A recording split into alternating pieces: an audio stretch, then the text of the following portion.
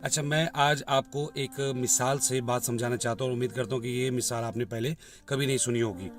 पुराने ज़माने में हमने कहानियों में पढ़ा होगा कि कभी किसी को चलते हुए कोई बोतल मिली और बोतल को खोला, उसमें से जिन निकला और जिन ने कहा कि हुक्म मेरे आका। तो बंदे की ख्वाहिश होती थी कि मुझे घर बना दे, मुझे वहाँ पर पहुँचा दे, मेरा ये काम कर दे। कोई भी काम वो जिन से करवा लेता था।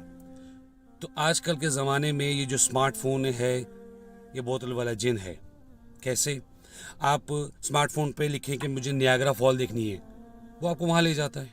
आप कहते हैं मैं नारायण वैली पाकिस्तान में देखनी है, वो आपको वहाँ ले जाता है। आपको कोई बात का मतलब समझना है, ट्रांसलेशन समझनी है, वो आप लिखते हैं, गूगल बता देता है। कोई परेशानी है, कोई मसला है, कोई चीज़ आपने देखनी, कुछ भी करना है, गूगल पे लिखें, आपको बता देता है। तो ये जिन हमारे हाथ में आ चुका हुआ है। अब एक बात बताएं, जिसके हाथ में ये बोतल वाला जिन आ जाए, वो किसी को समझेगा नहीं, क्योंकि